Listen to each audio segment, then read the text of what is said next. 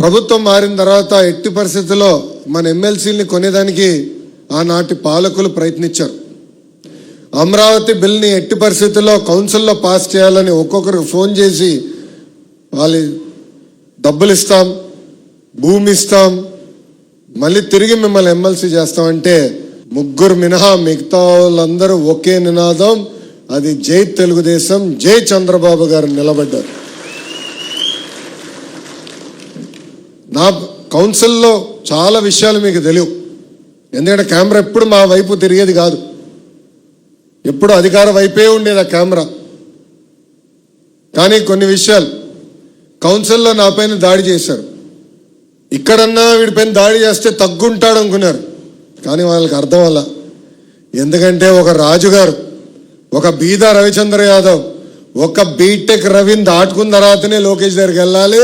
వీళ్ళందరూ అడ్డంగా నిలబడి రాజుగారు పాప సోమిడిలా కంపడుతున్నాడు. అమ్మో, కౌన్సిల్లో వేరే రూపం ఉంది, ఉగ్ర నరసింహ రూపం ఉంది. అక్కడ మంత్రులుగా ఉన్నోళ్ళు నా పైన దాడి చేయాలనుకున్నప్పుడు రాజుగారు, ఇక్కడ మా కొల్లు రవి గారు. నేను రవణకి ఎప్పుడు ఒక మాట చెప్పాడు, అన్నా నువ్వు చాలా స్లో అన్నా అని. అదంతా 2019 ముందలనేలే.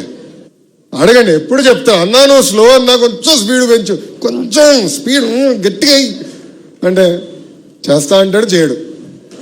కానీ అదే ప్రతిపక్షంలోకి వచ్చిన తర్వాత నిలబడిన విధానం, ఎన్ని కేసులు పెట్టినా భయపడకుండా నేను నిలబడతా, టీడీపీ కోసం నిలబడతా, చంద్రబాబు నాయుడు గారి కోసం నిలబడతానని చెప్పిన వ్యక్తి మా రవణ.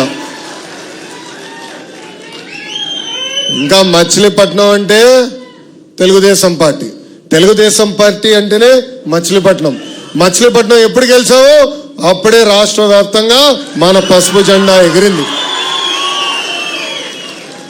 ఆ జెండా ఎగిరేసేదానికి కష్టపడిన మీరున్నారు. అడుగడుగున మిమ్మల్ని కూడా ఇబ్బంది పెట్టారు, కేసులు పెట్టారు, బయటికి రానిలా. అంటే హౌస్ అరెస్టు, గట్టిగా పోరాడి బయటకు వస్తే పోలీసు వాళ్ళ పైన దాడి చేశాను, దొంగ కేసులు, లేదంటే అటెంప్ట్ మర్డర్ కేసు, దొరికితే SC ST కేసు పెట్టేశారు. కానీ చెక్కు చెదరకుండా రవణ ఏ పిలిపించినా పిలిపించాడు, చలో బయలుదేరదాం, వెళ్దాం, అవసరమైతే కారుకి అడ్డంగా పడుకుందాం అని చేసి చూపించిన మచిలీపట్నం తెలుగుదేశం పార్టీ కార్యకర్తలందరికీ పేరు పేరున నా ఉదయపూర్వక నమస్కారాలు. ఈరోజు నేను ఇక్కడికి వస్తుంటే పాపం పోలీస్ సోదరులు చూసి బాధేసింది. ఎందుకంటే ఎగ్జిట్ ఎంట్రీ దగ్గర ఒకవేళ నుంచోబెట్టారు. SP గారు చెప్పే వాళ్ళందరూ తీసుకెళ్ళండి అబ్బా, అవసరం లేదు మాకు, యువగలం పాదయాత్రలోనే మనం ఎవరు ఏం చేయలేకపోయారు, ఇప్పుడు ఎవడేం పేగుతాడు రా భయ్, అందరినీ పట్టుకెళ్ళని చెప్పారు. ప్రజాస్వామ్యం ఎంత గొప్పదో ఒక్కసారి మనందరం ఆలోచించాలి. ఏ అధికారులు అయితే మన ఇబ్బంది పెట్టారో, ఏ అధికారులు అయితే మన పైన దొంగ కేసులు పెట్టి చంద్రబాబు నాయుడు గారిని, కొల్లు రవీంద్రని జైలుకు పంపించారో, ఈరోజు అదే అధికారుల చేత సెల్యూట్ కొట్టించినారంటే అదే మన ప్రజాస్వామ్యం, ప్రజల గొప్పతనం. అడుగడుగున మన ఇబ్బంది పెట్టారు, బయటికి రానిలా. బాబు గారు ఆనాడు ఆత్మకూరులో మన కార్యకర్తలు ఇబ్బంది పెడుతున్నారు, బయలుదేరుతామంటే రవణ కూడా మాతో ఉన్నారు. ఏకంగా గేట్లకి తాళ్లు కట్టేశారు. స్వామి, పులిని నీళ్ళని లోపల పెడతారు. వాళ్ళు అనుకున్నారు చంద్రబాబు నాయుడు గారిని జైలుకి పంపిస్తే ఈయన ఏదో ఫీల్ అవుతాడని. ఆయన అక్కడ ఏం ఫీల్ అవ్వాలా. నేను చూసా, మొండి ధైర్యం మామూలుది కాదు రాబాయ్. అదేం ధైర్యమో నాకు తెలియదు. నాకు బాధ కలిగింది.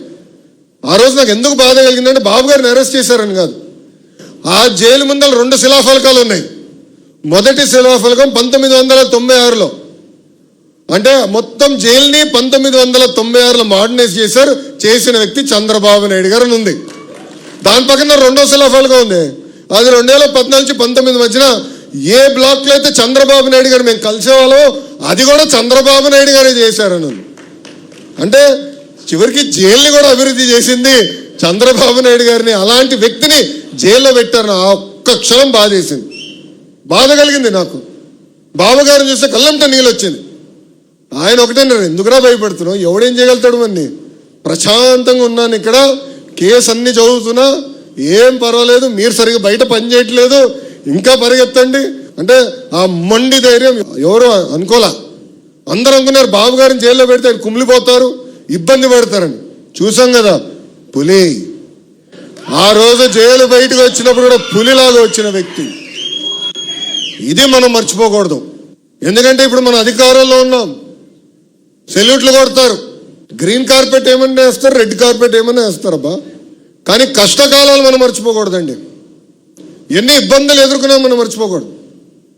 నేను పదే అన్ని మీటింగ్లు అంజిరెడ్డి తాత గురించి చెప్పా, మంజులారెడ్డి గారి గురించి చెప్పాను. ఏకంగా మన గాంధీ గారు ఉన్నారు విజయవాడ